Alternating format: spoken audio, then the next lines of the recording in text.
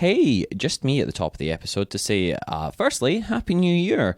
I know this is probably like the third week of the new year now, but I stockpiled a load of episodes at the end of last year and I took a bit of a bloody break. But we are into fresh episodes now, so firstly, I hope you're enjoying them. Thank you if you have been sticking around as well for the past year. It really has meant a lot to me, all of the beautiful, beautiful feedback, all the wonderful things people have said. And I am going to make a bit of a bigger push for this podcast this year, which leads me beautifully onto the part I would like to talk about. I have set up a Patreon page for the podcast, patreon.com/won't be forgetting that pod. There's a couple of little tiers on there, and genuinely anything that you can afford to give, if you can afford to give, it will be just really appreciated with helping the podcast run, if I'm being honest with you. There's going to be a few little extra bonus episodes on there as well. They won't be weekly, they'll just be kind of as they come up, but they will be absolutely fantastic, just as much as the main show feed is. And there'll be a little bit of behind the scenes kind of stuff on there as well, anything that might be coming up live, maybe not, maybe live for the new year as well. I am, as I said before, wanting to make this a bit of a bigger podcast, so genuinely that's Patreon money will, I mean, honestly, just help the show run. So it's patreon.com/won't be forgetting that pods. But I'll let you get into the episode. Enjoy.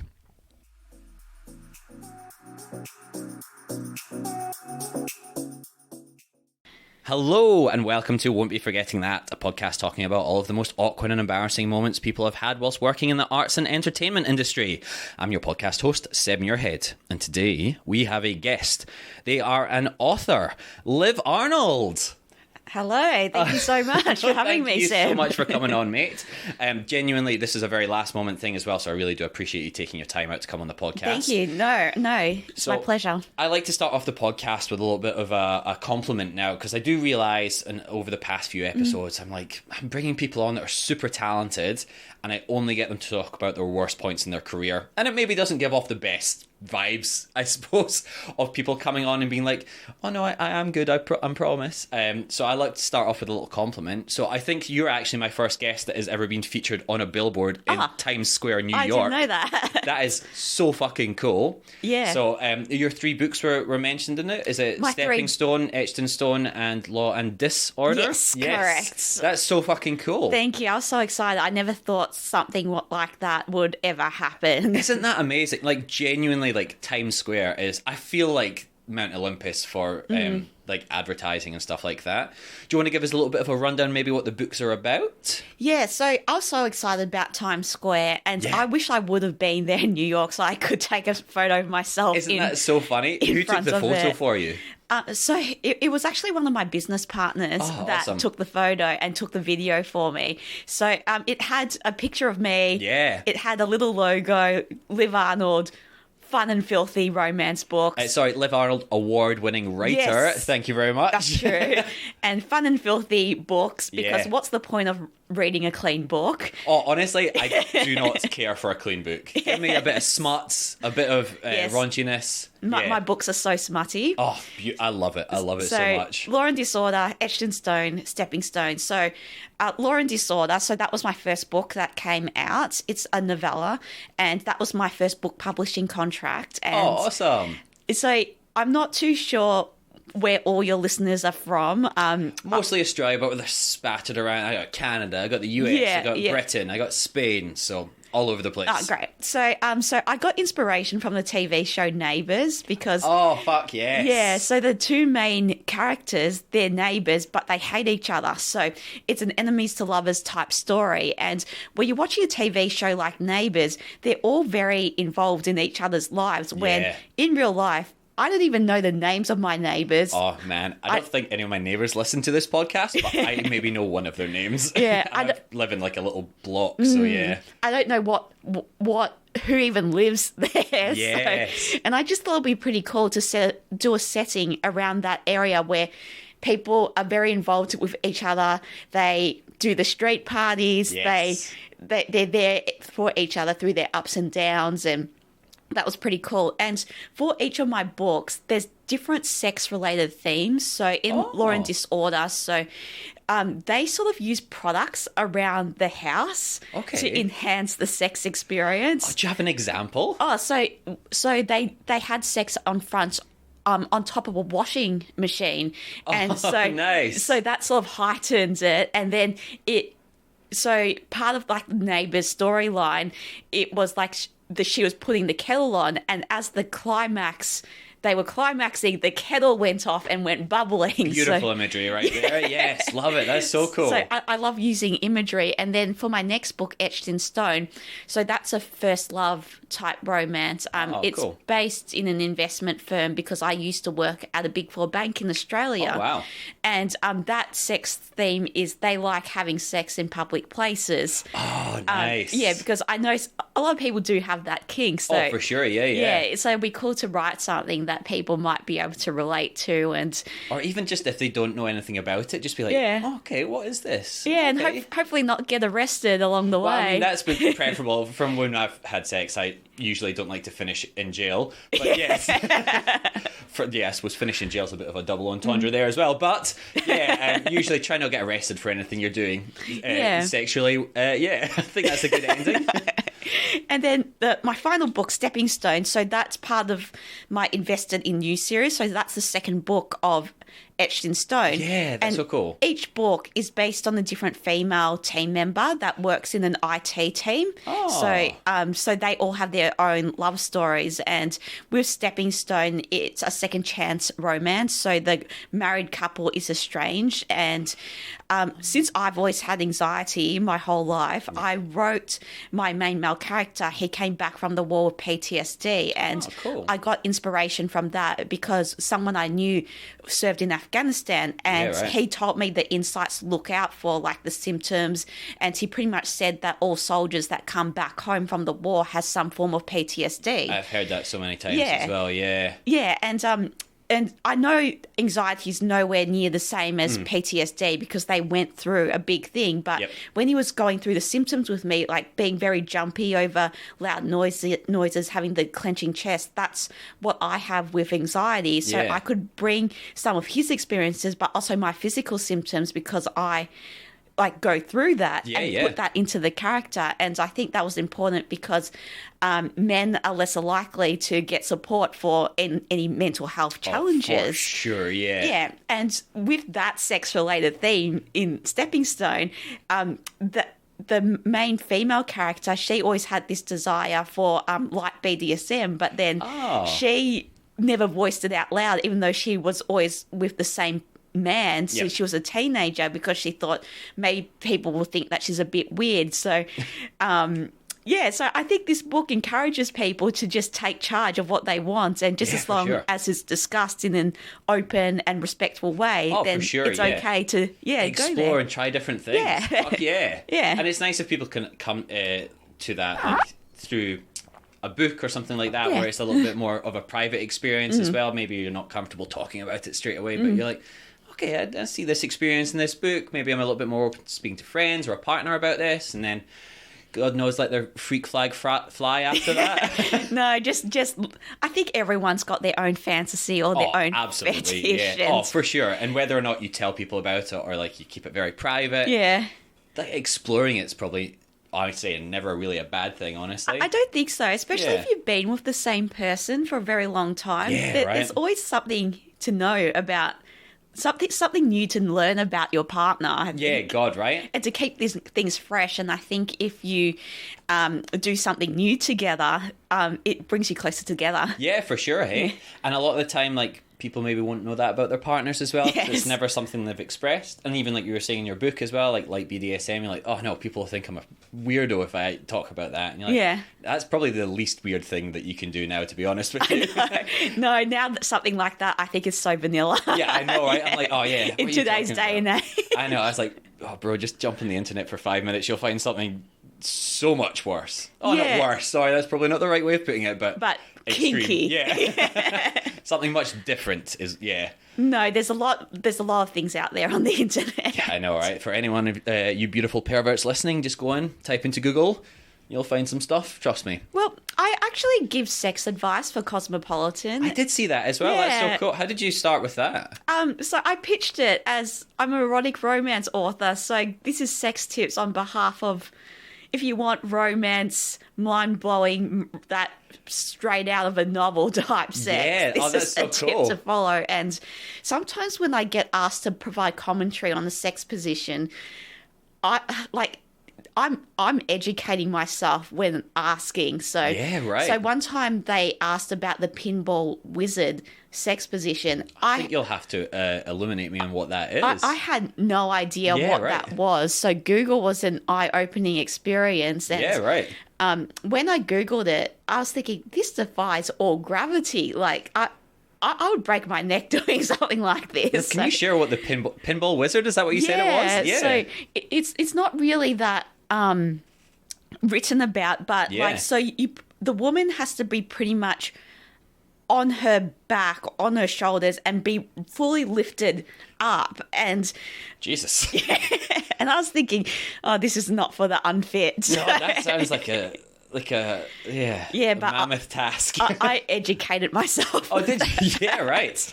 God, that just sounds like a workout as well. Well, there was a disclaimer in some of the articles that I read about it. It says, do not do this if you're unfit. Oh, so that's what people are starting to go to the gym for now. It's like, you go and join your F45s, you're like, I'm only here to do the pinball wizard, guys. Like, that's it. As soon as I can do that, I'm finishing training. Yeah, well, off air, we were talking about that I started doing jiu-jitsu. Yeah, that's so cool. We would...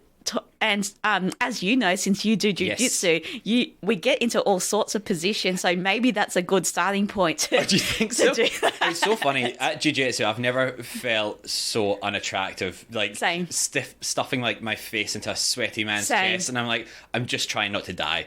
But like, I Yeah. know there's certain people that watch it and like, wow, that's like so hot, and I'm like, no, try it. It's not. Trust me. It's not, because Yeah. like I roll with different people, Yeah. and the very big, very sweaty guys Yeah. where all the sweat has gone right through their geese. Oh my God, and right? when they get on top of you, literal sweat is flying from their face onto you, and I have that gag reflex. Oh, I don't blame you, honestly. I think that's one of the hardest things to push past in jiu-jitsu. I don't like that is where I've had the most number of people sweat dripping into my eyes, accidentally into my open mouth, up my nose, and I'm like, if this was any other context, this would be like illegal. Yeah. But like, I'm here for fun at the end of the day. Like, I'm not a competing athlete. Yeah. I'm not doing this to get into the UFC or anything like that. I'm like, I'm doing it because it's a... But it's strange. We're doing this for fun, getting sweated on. I know, right? And there's so many more interesting ways of getting sweated on out there. I'm paying however much a week to get Yeah. sweated on by much stronger and fitter younger people than me. That's true. Yeah. But I suppose talking about any of your work in a sex columnist as well, or a sex expert, brings us quite nicely into the podcast. So most people are terrified of talking about that, showing their body. I mean, genuinely anything to do with sexuality or I mean, their own body a lot of the time is terrifying. So doing that, do you find that you embarrass easily, or you find things awkward anymore, or it's just like, nah, another day in the office? It's a bit of a mixture. Like, Yeah. on one hand, I'll never let my parents read any of this. That is fair enough. I think I'd be with you on that one, yeah. But on the other, I'm trying to be more comfortable with openly talking about sex, especially since it's written in my books. Yeah. And sex, it's so part of human nature, but people look at it as it's taboo. Oh, it's So, the dirty secret. Like, oh, yeah. nobody talk about it. And you're like, Yeah. that's the only reason all of us are here. Yeah. I'll be honest with you. Sorry if Yeah. I've just ruined anybody's idea of the stork coming through the window. But yeah, it's, Yeah. the only reason any of us are here is because of it. Yeah, so I do speak about it quite, like, honestly and Yeah. openly, sometimes matter-of-factly. Yeah. Because it is human nature and everyone does it, but Yeah. everyone's, like, so, like, maybe hush-hush about it. Yeah. They're like, oh, we shouldn't be saying that. And even same with my romance books. So, sex is part of human nature, Yeah. and the sex scenes in my books, they bring forward the relationship, and it's so weird because when people read the sex scenes in my books, they're like sniggering and laughing like they're back at school. And then they make jokes like, did you get inspiration from this from real life? Yes, that must be, I could only imagine the number one question you get asked. Yeah, but it's so weird because with thriller authors, no one asks them, have you killed someone in real life? Did you go out and murder those hitchhikers? Yeah. Yeah. So there is that double standard there. So I think That's true, yeah. the more that people openly talk about it, like it's not some dirty... Well, I guess it can be dirty, but like it's not some big taboo thing. Yeah, not something to be like disgusted by or be like, oh, this is like smut, this isn't real literature, this isn't a real book. Yeah, that it might break down people's preconceived notions about it. Which I've always loved as well. On this show as well, I've had plenty of people that have worked in the sex work industry or that have worked in the adult entertainment industry as well. And I'm like, that's all fucking art, man. Like, whether you like it or not, you don't get to dictate what art is. Yeah. And it's the same with, I think, with your kinds of books as well. It's like, man, that's still good literature. Whether you think it's not quote unquote real book because it has sex in it or like kinky stuff, and I'm like, I don't think you get to choose that. Well, I've always been fascinated with the sex industry and why people got into it and the experiences they have. Like, I read the autobiography by Jenna Jameson, How to Make Love Like a Porn Star, and it was so interesting how she got into it and the experiences she's had. And I've also read Ron Jeremy's autobiography as well. Yeah. Wow, old Ron Jeremy. Yeah, Jeremy. Sorry. Yeah. Yeah, the hedgehog. Yeah, the strangest man alive. I don't even know if he's alive. He's alive. Oh, is he still alive? Yeah. Yeah. Right, okay. Yeah. Like, it must be with those people just like another day in the office with so much of that stuff, because like the number of scenes that you must shoot every single week just be like, it's not something titillating or exciting anymore. You just kind of like, yeah, I can enjoy it, but it's like, it's not maybe like what a fantasy of what a lot of people would imagine it to be working in there. Like, after you've done it so many days in a row, or you're like, I could just do with a break from this. I just want to go on holiday and not be like double stuffed or whatever. Yeah, I know. So yeah, it's always so funny coming in from the different perspectives of people, like inside the work and then outside of the work. But I suppose that does also lead us back into the podcast. Have you found yourself in any really embarrassing moments? Firstly, I suppose with any of your writings, do people reach out to you a lot, saying either? I mean, I can only imagine reaching out with you to you with some of the most bizarre questions sometimes, or do you get a lot of people even just reaching out to you saying how much it's inspired them or how much it's meant to you? To them, sorry. Yeah, because so it's even though I mentioned that one of my books, Stepping Stone, has that mental health themes throughout the book, but it also has a lot of really fun moments. And probably my most rewarding type reviews or people that reach out to me are the ones that messages me saying that this book took their minds off their problems for a few hours, or they could see themselves in that character and it made them feel like they were less alone because other people might be going through similar things. Yeah, so those are my rewarding. Yeah, so that's my most favorite type reviews, and yeah, I really love that. Yeah, fuck, that's sick. Do you get people reaching out to you because you're like, oh, you write these tantalizing books, being like, okay, well, I presume this person wants a really disgusting DM then as well? I get so many weird DMs. Oh, really? That's so strange. I've always been fascinated by people that write like a DM like that to a complete stranger. Yeah. And we don't have to dive into it as well, but again, it is a podcast about awkward or embarrassing stuff. Do you have any that come to mind which were just really took you off guard? Oh, we have the phone. Oh, please, yes. I'll read it out. Oh, my God. Yeah. Again, I've had a few friends, I mean, 9 times out of 10, it's women that are getting these DMs as well. I'm just taking it out on my phone. Like, I wasn't prepared to take it out, but it was probably one of the most disturbing messages. Oh my God, Not disturbing, but the most, like, it sent chills up my spine, but not in a good way. Oh, no. Can I ask as well, before we get into the actual message, I'm going to presume, but you can tell me if I'm wrong, you hadn't had any previous dialogue with this person? He told me, so this is weird because I did have dialogue with this person. Oh, okay. I wasn't really following them. But he told me his name was Gene, and he enjoyed my book.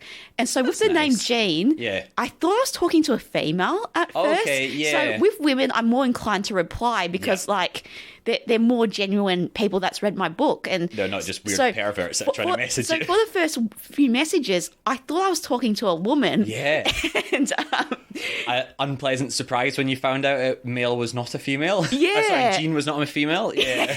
And when the messages started getting more weird, I was thinking, wait, Jean might not be who you woman. think it is, yeah. And then I was thinking, and he mentioned he was from France, and I was thinking, oh wait, Jane can be a male name in France. Yeah, it's the Geanne or whatever it is, like the male version in France. Yeah. And so he said he enjoyed my book, which I said, yeah, I really appreciate that. Nice. And like he said, it's helping me learn English. So awesome. Yeah, so there was those like normal messages. Yeah. What a fucking way to learn English as well, I think, right?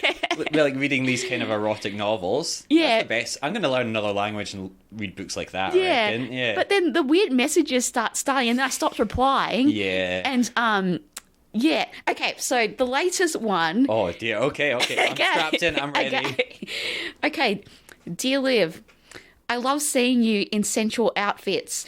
Seeing classy, sexy photos provokes an exquisite desire in me, a desire that it is impossible for me to feel in the total nude that I find obscene in other women. I like that you don't reveal all the beauty of your body, and that let imagination provoke attraction, envy, and desire in me. Words have also aphrodisiac power on me. I like this feeling of spiritual attraction, which gives my body new sensations of well-being. Jesus, Jean. I mean, firstly, congratulations on the English language. You seem to have mastered it. Yeah. And secondly, wow, that is a lot. Yeah, and out of curiosity, I looked up his profile, and he's married with kids. So why would you send this to someone you don't know? That is always what's fascinating me. It's like reaching out to sort of people that you see as like they're up on this pedestal, like these amazing authors or actors or comedians or anyone like that, and you're like, I can just write a message to them on Instagram. Like, oh my god, that's amazing. Yeah. And they're somewhat like accessible now. Yeah. And then you're living your life, learning English, wife and kids. You're like, I really changed this person's life by what I'm saying about them. And you're like, well, maybe you haven't changed their life in the better. Like, yeah, I know. Wow. I presume, again, I'm presuming here, you didn't write back to that one? No. I stopped replying ages ago once I realised he was a man and the creepy messages started. Yeah, wow. Yeah. He was really playing the long game there as well. Not just straight away with that one, just really kind of be like, because, hey. At first I thought, genuine reader, a female. Yep. He sent me a screenshot of my book, like, of where he's up to. So nice. I thought, like, genuine reader. Yeah. And if it's a reader, like, I always respond. But that's fantastic. Because I'm always grateful for people, like, reading my books. Of course. And I should, say as well, like, there are a lot of genuinely lovely messages that come through. Like, about the podcast, I get them sometimes as well. I absolutely love hearing them. And I'm sure the same with yourself. People, I mean, from all over the world, by the sounds of things, saying how much they like your books. Yeah. But every now and again, it's unfortunately Jean, opposed to a genuine person saying how much they love your book. Yeah, and then after receiving a message like that, I received another message saying, I hope you didn't find my message inappropriate. I'm like... I was thinking, this is one of the creepiest things I've ever read. It's Jean's in France. Hopefully. It's like, just because you bought my book, it doesn't mean I'm obligated to you in any way. Yeah, right, exactly. And I think that's what people feel, especially with a bit more of the adult style of writing and adult entertainment. People feel like, oh, this person's written about sex. They're probably going to want to like marry me and have sex with me now, right? Just out of the blue, just writing to them on Instagram. Yeah. So, do you find people a lot more open with you than they maybe would be with anyone else? I think so, because especially sometimes I get DMs saying, what's your best sex advice? Or do you really give sex advice? I need help with my wife. And that actually makes me laugh when I get messages. Like, I'm not a therapist. I'm just writing sex positions for Cosmo. Please, go and see a therapist.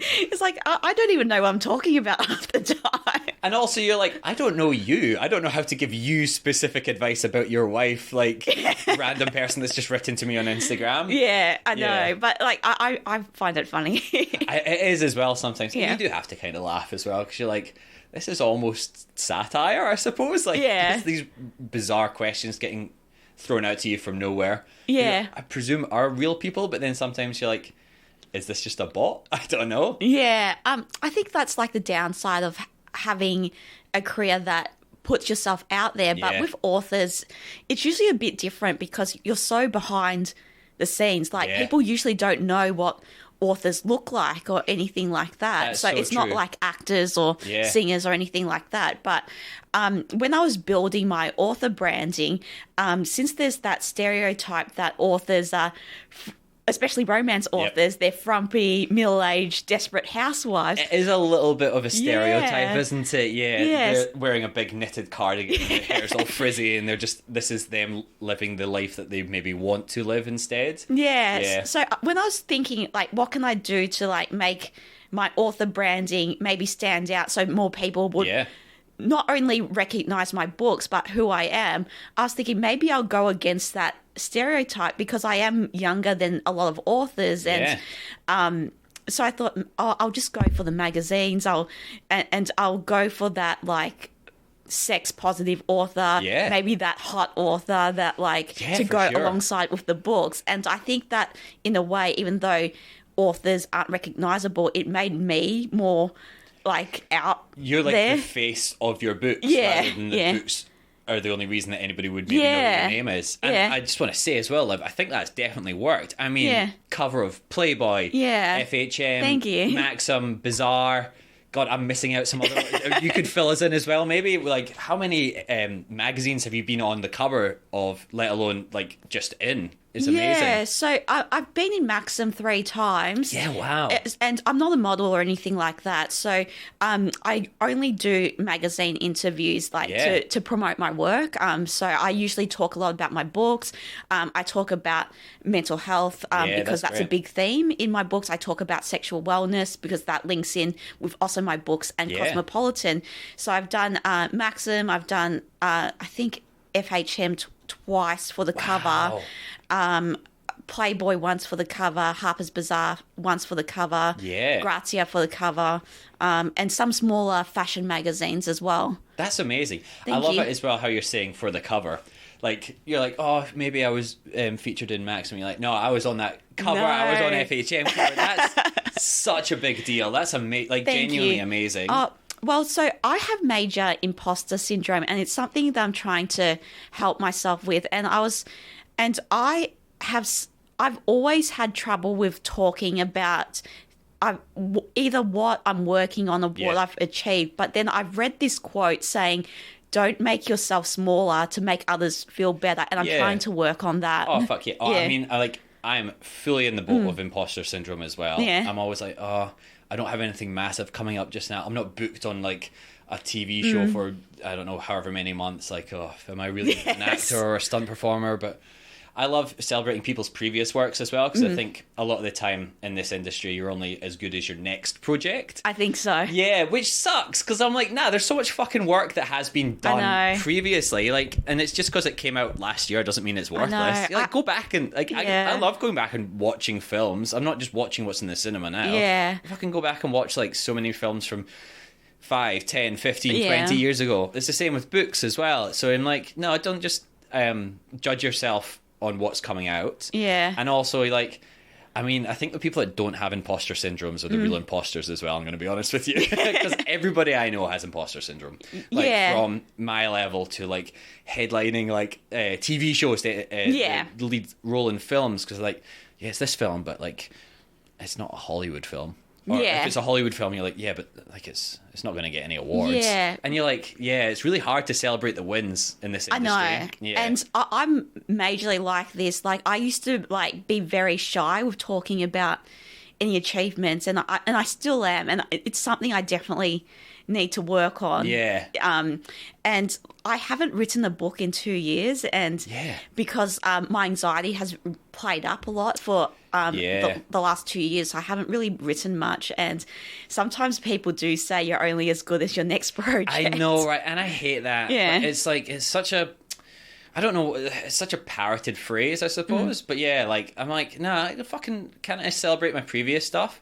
Yeah. And guess what? Maybe I'll take a couple of years off and I'll come back and I'll do another one in a year or two's time. Like, I don't have to be firing out a book every 6 months. It's fine. Yeah, but I am back on that writing bandwagon now. So I am working on that next book, and hopefully I can get it completed by this year. Oh, hell yeah. Yeah. Oh, do we get any glimpses behind the curtain, or is it all very hush-hush in the early stages just now? No, so this is completely different to what I've written. So it's a young adult fantasy novel. Cool. It's has a lot of Asian mythology on it. Yeah, sick. Not based on my own upbringing or experiences or anything. I googled various different types of Asian mythology, and so it's got a lot of magic. Each family has different magic powers, but sick. I also googled a lot of sword fighting, and I saw, since you do stunt work, I'm going to have to take some tips from you to write it into the scene properly to make it believable. I can absolutely give you any tips, and I can absolutely pass on names of people who are far better at it than me as well to you. So. No, you're pretty impressive. Again, it's so funny. I'm doing exactly the same thing we were just talking about. I mean, I'm not great. There's other people that are so much better than me out there, but thank you. I'll take the compliment. I've watched your videos. Your technique seems there, and I can probably get some tips to make my story and writing the scene more believable. Oh, sick. Oh, I'm always happy to help out with any of that stuff. And I presume when you say young adult as well, this isn't quite your titillating fare. No, yeah, that makes a lot of sense. The main characters are 16, so... Yeah, cool. Oh, wow. So just a real different...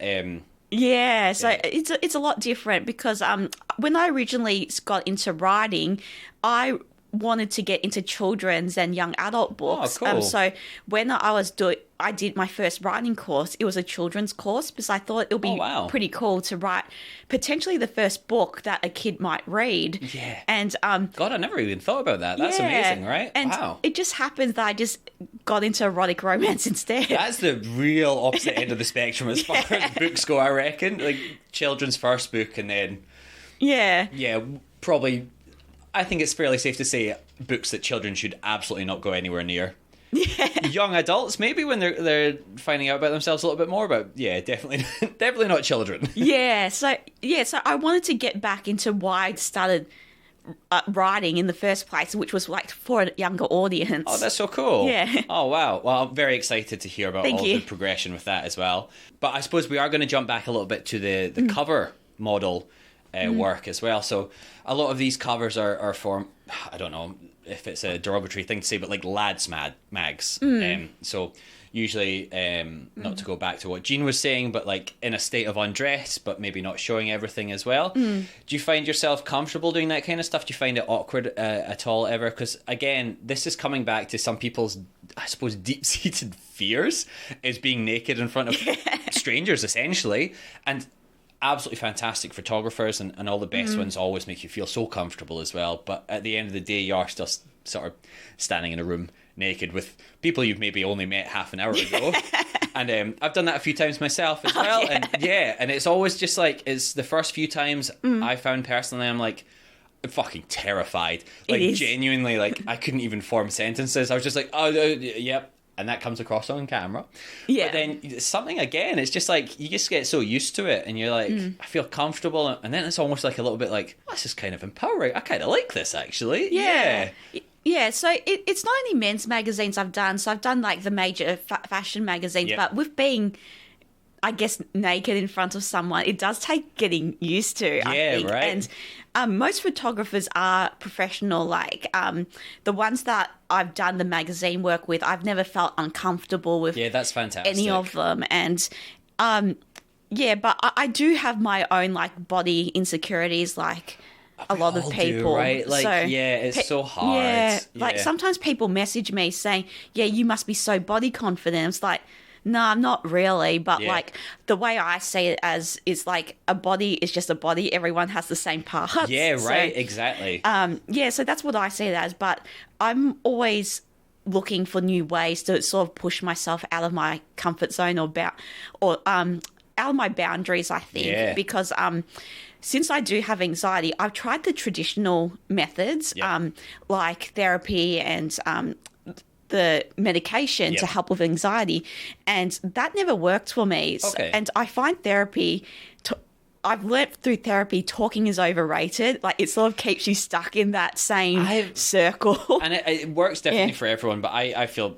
much of the same way, to be honest with you as well. Yeah. Yeah, so I find the physical, I want to push myself more physically because it links up to the mind, and that means challenging myself or doing things outside of my comfort zone, which might include nudity. Or one thing that I've always wanted to try out is maybe like do one of those life drawing classes where everyone's drawing you, and I think that will definitely push me out of my comfort zone, because it will be like a room full of people. Isn't that so funny as well? I've got a lot of friends that do life drawing, and like absolutely fantastic work. You always see them posting the most beautiful photos or the most beautiful drawings as well, and I'm like, damn, like people are drawing you. That's so fucking sick.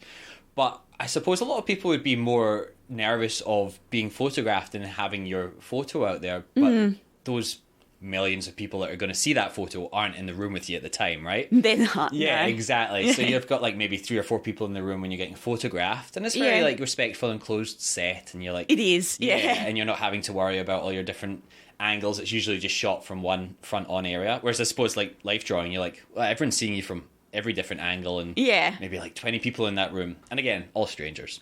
all strangers, but like that, they are in there just for the art. So genuinely, it'll be a different experience. So that's something I was thinking about doing down the track. I'm not in a rush to do it, or like, just something to push me more physically. Like other things that's helped me, like I mentioned before, doing martial arts, because during something like jiu-jitsu, like all anxiety goes out the window, and I'm just thinking, trying to survive. I'm just thinking, I'm just trying not to get choked.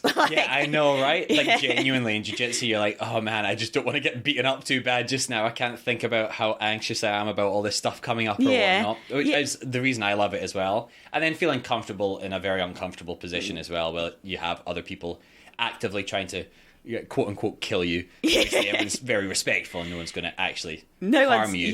But like it is simulated murder essentially at the end of the day. So I found martial arts helps me more with my mindset more than the traditional ways for helping with mental health, and same with the Wim Hof method with the cold showers. Oh, that's so cool. I find physicality or stuff to do with my body helps my mind a lot as well. And again, like I don't mind talking about things a lot, but I find physical acts, I don't know, translate a lot better for me. That's mentally. like me as well. Yeah, that's exactly like me. So talking is overrated. That's my conclusion. Except from this podcast, thank you very much. I'm joking.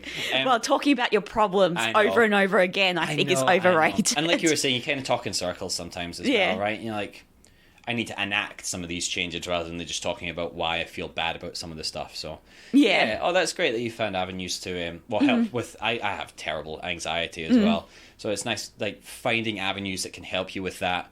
And then like celebrating yourself for them as well, essentially. So with all of the modeling work as well, like which was your first cover shoot? Do you remember? I've done so many of them now. It's all just which cover is that? So probably my first cover was a smaller fashion magazine, but based in France. Oh, cool. Called Melvi, and that was pretty cool. Like seeing myself out there, and the cover. So it said Liv Arnold, and it didn't say anything about being a model, which I hate when people put that down, because I always correct them and say, no, I'm an author, I'm not a model. Wow. I don't know if you're on the cover of a magazine, I think whether you like it or not, you are a model. But like I liked it how it said Liv Arnold, award-winning author. It didn't say anything about model or because I never saw myself as a model, so I just do the photo shoots and the interviews to get my work out there. For sure. That first time that you ever shot for the cover as well, were you nervous? Did you find that was like a little bit out of your comfort zone as far as was that your first modeling job as well, or not modeling, but professional photography? No, so I did dabble in like just photography type work when I was maybe about 18 or so, okay. but like that was a very long time ago, and I had stopped doing that ages ago. So like back in the day, I used to do Zoo Weekly magazine. Oh, really? Which I cringe about now. No, wow, that's amazing. So like I cringe about that so much now. That's so funny. That was like, I don't know what age you are. I'm 35. Zoo Weekly was like the quintessential teenage boy magazine. I know, and now I look back at some of these works I did, and I'm like, oh no. Really? Yeah. Wow. Was oh sorry, the podcast dog's trying to break into the room again just now. But yeah, so with Zoo, was that modelling work in there, Yeah, or was it column work? Yeah, that was like more modelling work, and giving like that. Zoo Weekly is all about the raunch and the stuff like that. So it's like writing things about fantasies and right. Wow. How was that? Like, I know you say it's cringy now, and like we can all look back at stuff that we've done. Yeah, and that's what this whole podcast is about now, is looking back at embarrassing things. But like, did you enjoy it at the time? I did at the time. Like, it did give me more confidence. I was a very shy kid. I barely talked as a kid. Wow, yeah. Teachers gave that feedback on my report cards a lot, that I barely spoke to anyone, very shy. At lunchtime, I would just be reading a book. Yeah, right. It did get me more out there among people. Yeah. And so that was good in some ways, but just like the type of magazine it was, that they were like, very much like a product of their time, right? I'm just like face palming myself when I look back at that. Did you keep any of the magazines as well? I have all of them. Oh, still, do you? Oh, wow! But like, it's I just cringe. Oh, for sure. I have so much stuff from my past, from like old films or even the theatre plays and stuff like that, where I'm like, I'm never showing anyone these. But they're there just for me, I suppose. Yeah. And like, maybe I'll bring up my courage one day to watch them again. It's like, I was young at the time. Yeah. I'm getting older. I can't look like this forever. So I just embrace it. Yeah, no, for sure. And like, again, that was such like, from the incredibly quiet child to being, featured in Zoo. Yeah. Multiple times, is that correct? Yeah. Like, never the cover, but like... who needs Zoo cover when you've had Playboy cover? You know, that's what I say. Yeah. That's my mantra.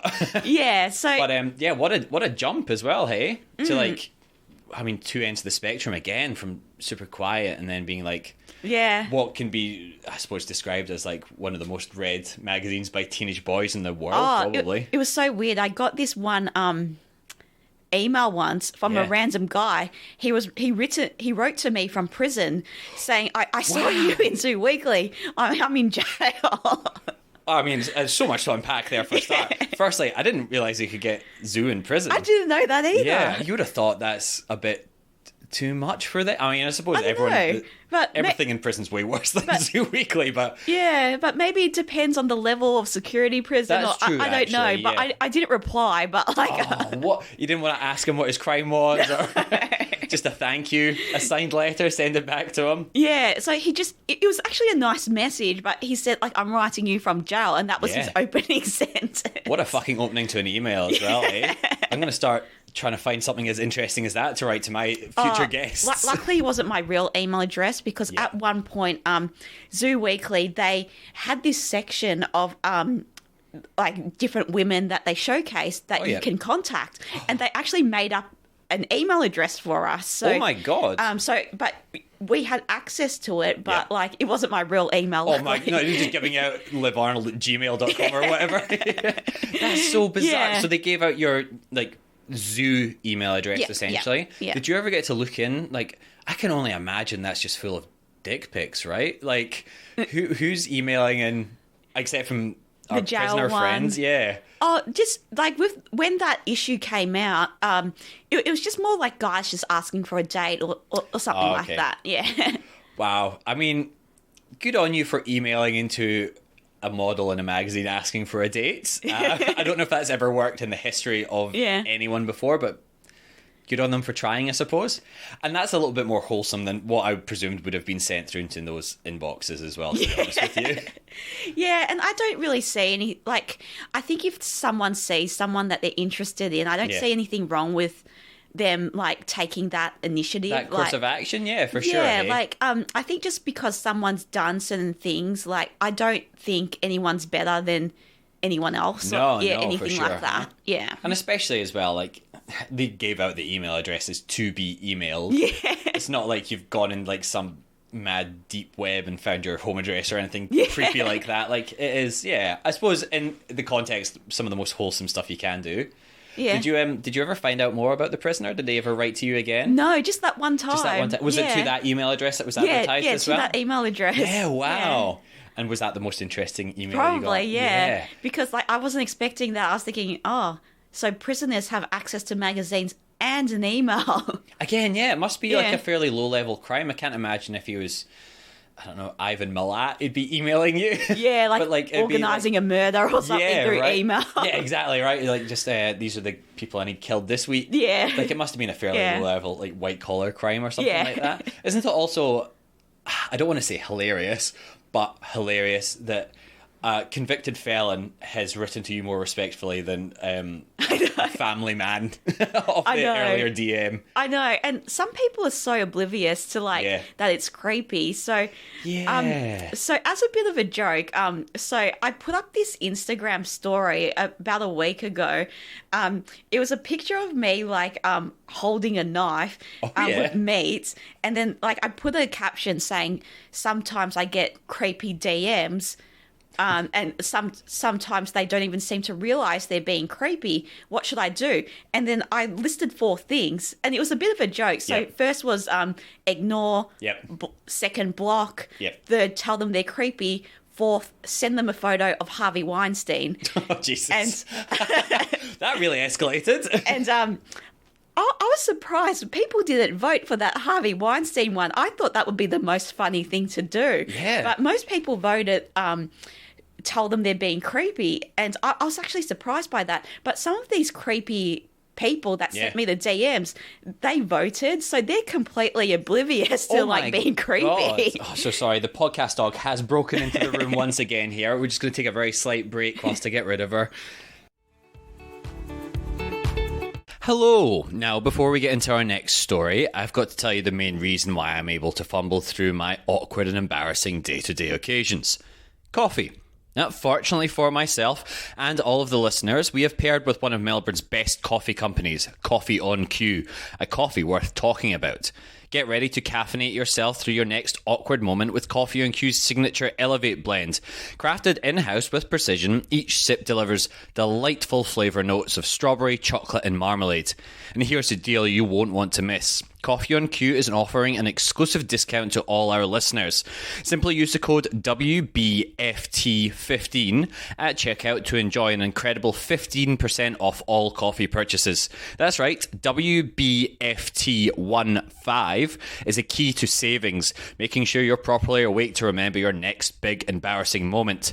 Now, this code is valid for all coffee products, so make sure you stock up on your favourites. And the best part? You can use the code WBFT15 as many times as you like.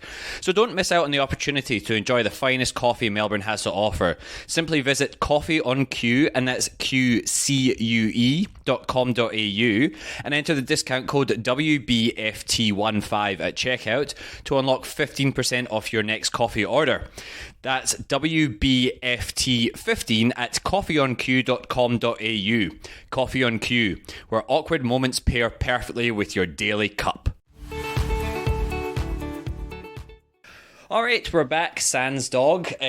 So we were talking about creeps not realising they're creeps as well. So you can see who's voted on that little poll. Yeah, you can see then. who's voted. And I was thinking, oh, you're one of these people that don't realise that you're being creepy. Oh my God. And it's also like, you're not there to educate every single person that they're a creep as well. Yeah, so I was so actually the most amount of votes was tell them they're creepy, but then I was thinking that's not on me to like... I mean, are you setting aside 2 hours a day to message every single guy being like, hey, by the way, this is really fucking creepy. Don't send me this stuff. Yeah, or don't send this to anyone. Yeah, oh yeah, sorry, not just me. Don't send this. Yeah, or like, yeah, or some of these guys, they say something weird, but it's like disguised as a joke, but it's still creepy. Yeah, I also think that's kind of gross as well, because you're like, no, it was a joke. It's a joke. It's like, that's not a joke, bro. That's just weird. Like, Especially that we don't know each other. yeah, right. Because you're like, I suppose when people have access to you so much, especially on podcasts and stuff, they can hear you talking and hear you like maybe joking with somebody. Yeah, that you're in an interview I'm very with. like I'm not very politically correct. Like Yeah. I don't get offended by a lot of things, but like When I it's think, just a stranger out the blue sending some of the most fucked stuff, you're like, oh, maybe a bit far. Yeah. Yeah.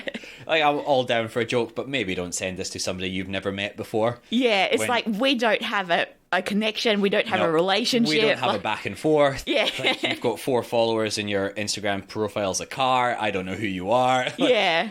maybe, don't send it to you or anyone. There's a little bit of advice for anyone that's listening. Yeah. I'm sure none of you beautiful perverts listening do that. But like, if you're double thinking or on the fence about like, should I send this to a complete stranger I've never met? Probably no. Again, Yeah. do send those lovely messages. I'm a big fan of like hyping up people's work, especially if it's something I've seen. I'm like, I was fucking sick. Like, I really enjoyed that. They don't have to write back. I don't expect them to, but I'm just like, I just really enjoy celebrating other people's wins Same as well. with me. Like something I've been trying to do lately is if I hear someone doing something cool, Yeah. either on a podcast or I read it in an interview or I Yeah. recently read a really great book, Yeah. I do actually started recently sending them a DM saying I really enjoyed this, just to like elevate people. Yeah, me too, Yeah. right? And I Yeah. suppose when it's coming from however many followers you have, like 15,000 followers, and you got the little blue tick, that's probably a little bit safer to open rather than, I don't know, your people that are maybe sending you the creepy things, maybe not opening Yeah. them. But yeah, it is lovely to see just celebration of other people's work as well, right? Like, Yeah. that's something I really Yeah. try and strive for over the past year, I think. I think so, especially in Australia. I think Yeah. tall poppy syndrome is a Oh my thing in God. Australia. Crabs in a barrel. That's Yeah. what I always say it as, right? Just trying to chop everyone down. Yeah. And I get it. Australia's a small country in respect of population, not land mass, obviously. So it's like people feel threatened, be like, oh no, you're taking my work. And you're like, oh, not really though. Like, Yeah, I get it. it's like we're not in competition. No, I know, right? And a lot of Yeah. the time as well, you're like, yeah, maybe, especially for actors, it happens a lot with us because you're like, oh no, I wanted that part, or you're like, I don't really have any control over that. I'm Yeah. sorry. And I know people that have got parts that I went up for. Yeah. And I'm like, nah, fucking, I'm glad you got it. You're my friend. Yeah. Like, fuck yeah, I know how much that, well, paid. I know that shouldn't be the biggest thing, but like, if it's a good paycheck, you're like, oh, you don't have to work as a barista for the next 4 months now. Like, it's such a amazing thing. Yeah. That my friends are able to get that I instead know. of me. I mean, I would obviously love it as well. I'm not saying I don't want parts. Yeah. But yeah. Yeah, but I sort of think as like other people's success, it doesn't impact yours. Like we're No. all on our own career path. Exactly. Yeah. It's genuinely nice to get like a really heartfelt DM as well sometimes. Yeah, like so I would. I need to get better at it, but Yeah. so if they say something like I went through something tough at this time, Yeah. and this is how I overcame it, and if I found that inspiring, I would send them a DM saying Yeah. I enjoyed your interview, or if I finish reading a book and if there's a scene or something that maybe actually made me stop reading and just Yeah. reread that sentence because Isn't it's that so amazing? Yeah. beautifully written, or it made me laugh. Yeah. I do send them a DM saying I really loved that book. Isn't that so nice with books as well? Because you're like, I suppose you're with a book for a lot longer than most types of media. Because Yeah. like a film, 2 hours or something like that. Podcast, 1 hour. Yeah. I mean, so many TV shows, I don't know, half an hour to an hour Mm-hmm. episodes. But like, you're reading a book for, if it's me, about a year, because I'm a very slow reader. But like, you're with that piece of media for a lot longer, so you're like impacting that person's life for a lot longer Yeah. time frame than usual. So even with your books, like people have spent a lot of time with you, quote unquote. So yeah, like reaching out and saying like, oh, this had a really good impact on me, especially if you're bringing up the mental health of the sex positivity, which is again a big taboo subject for a lot of people as well. So if Yeah. you're positively like impacting people that way, that's Yeah. fucking sick. Yeah. Honestly. Yeah. I think we're probably going to bring the podcast up to a close as well. Did you have any other stories that you maybe have off the top of your head as well, or came in prepared with, or are we maybe listed all of the embarrassing things that have happened to Dan? I guess like I guess there was this one embarrassing moment. Oh, yes, let's finish on this, Liv. Unless it's a horrible story and then I rescind my excitement. No, I always end up laughing. So if anything embarrassing happens to me, I end up telling everyone. Oh, yeah, perfect. Well, I mean, I do as well, obviously, from this podcast. Yeah. But yeah, that's... I think it's like, unless it's a horrible thing that happened, I'm like, yeah, just laugh about it afterwards, man. We all do stupid shit. Yeah. So I'm not the best driver or the best parker. Okay. You know what they say about Asian female drivers. That was Liv that said that. I said nothing of the time. Yes. But you would think two negatives will equal a positive, but not with me. Is that how that works? Yeah, okay. No, Asian female, no, not with me. Okay. So sometimes, like, when I'm trying to parallel park somewhere, I've done this quite a few times, but there was this one particular moment. I was stuck in this one spot trying to parallel park for about 20 minutes. That's a decent amount of time. I was getting really stressed and I was sweating. Oh, it's sort of funny. Like, that 20 minutes will feel like an hour as well. I know, because I was going to, like, a book signing, for it was me and like other authors. They'll be signing their books. So I was trying to park there, and I was there for like 20 minutes trying to park. And then at the end, this married couple and their son came up to me and said, "Do you need help parking?" And I said, "Yes." And then so their son got into my car and parked my car for me. And the mum was saying, "Oh, that's okay. My son, he just got his P-platers and he struggled with this too." How many attempts did it take the son to do it? Just once. Oh, wow. So he parked it straight away. And then everyone at that book convention was watching me do this the whole time. It was out the front of the book convention? Yeah. Oh, that's a fucking entrance, Liv, I have to say.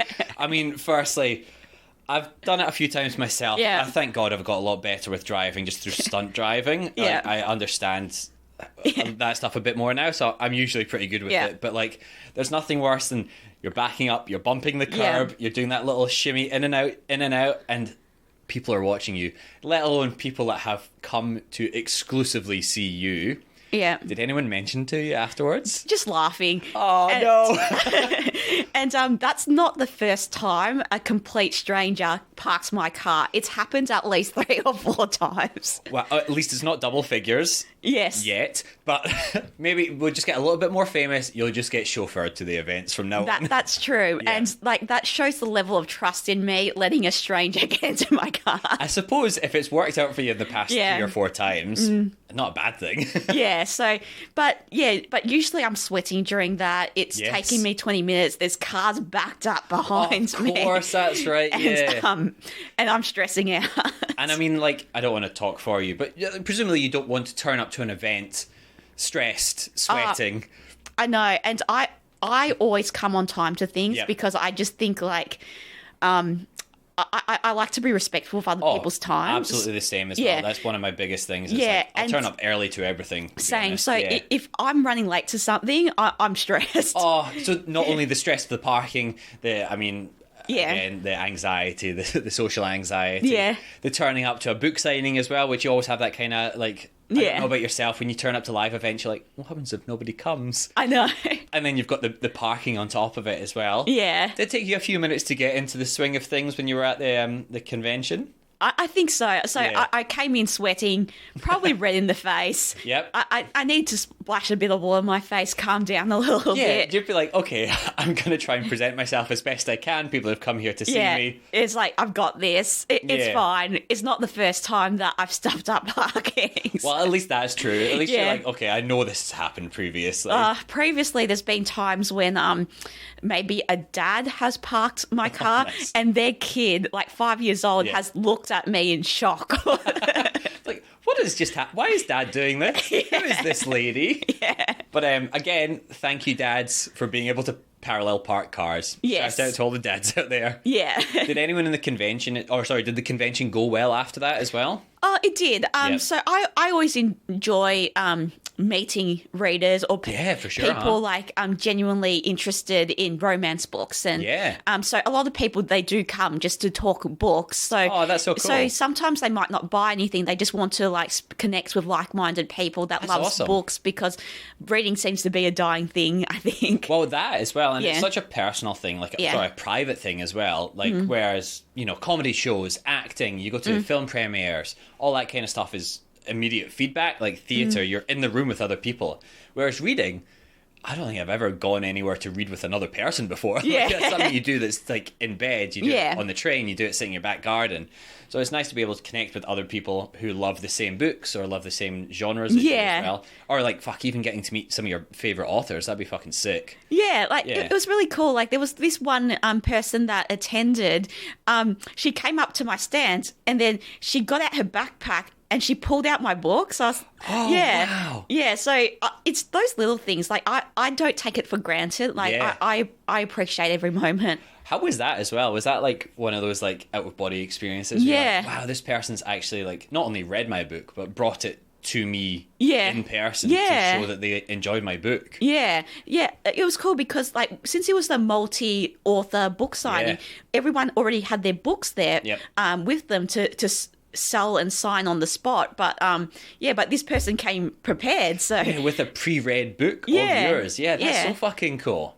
So I think that sort of experience, it is quite humbling, and that's the most rewarding part of the job, someone reading it, not the publicity stuff, because no one gets into like writing books just to say, I'm going to go do an interview. So I know, right? It's the necessary evil to sell the books a lot of the time. And it goes to show it all comes back down to the writing. Yeah, which is amazing. And again, from like, not the best start of that convention, I would say. Hazard a guess. Yeah. But then to having that, that's nice. That's the kind of stories I love on this podcast is awkward, embarrassing, perfect. But then they have a nice ending as well. Yeah, and imagine like if another author came late and they just came in and said, sorry, I was late. I was stuck behind some idiot parking. Some idiot's trying to park. Oh, so you just did it to sabotage the other authors. Like, I'm going to take this only parking space on this street. Yeah. Everyone else behind me, I know they're coming to this convention. They're all going to be late as well. So you were the only author there. Yeah. It's all came out now. Yes. Well, thank you so much for coming on, Liv. Thank you, Seb. Sharing all your embarrassing experiences. Again, I said it at the start. I'll say it again now. I genuinely love it when people share them. But, like, again, you are a fantastic author as well. Thank you. And cover model as well. No. So, thank you for sharing all of your stories. Where can people find you? Where can people find your books and your works? Okay, so they can find my books on all major online retailers like Amazon, Kobo, Barnes & Noble, I can't speak. Or they can find me directly, so livarnold.com. That's my website. Yep. I'm a bit slack with updating it sometimes, but I do try. Yeah, I used to have a website. I was pretty slack with it as well, I'll be honest with you. And or they can find me on social, so Facebook, Liv Arnold Author, or on Instagram or Twitter. I'm not saying X. It's LIV_AU. Yeah, okay, cool. Which is, I don't know anyone that calls it X, honestly. Well, it still says Twitter on the... It does, but then the symbol's X. I don't know what the fuck's going on there. I'm just calling it Twitter. I'm not changing it. Yeah. So all of these will be in the show notes for the episode as well. Yes. So Thank go you, down. Sam. Yep, follow Liv. Buy all of her books, probably. Check out all the Cosmopolitan issues. Go and find the old zoo issues. Yes, educate yourself on the sex positions. Yeah, exactly, right? Yeah. Yes. Don't send her any creepy DMs, but if you are listening to this from prison, send her a nice little email. Yeah, I don't mind that. Yeah, exactly, right? Yeah. And then the same for every week as well. You can find Won't Be Forgetting That Pod across most of the social media platforms. Find myself, Seb Muirhead, Muirhead, across... I'm not on Twitter, but I am on Instagram, and YouTube as well is actually where you can find some of my fun little fights. If you're able to, supporting us on Patreon on patreon.com/won't be forgetting that pod is genuinely appreciated and really does help this show run. If you're not able to support on there, a little 5-star review on your podcast listening platform of choice really helps. 5 stars, write a review. Again, the review doesn't have to be a good one. It can be a bad one. It can be a smutty one. As long as it's 5 stars, it counts as a good review in my book. But yes, once again, thank you so much for coming on, Liv. Thank you, Seb.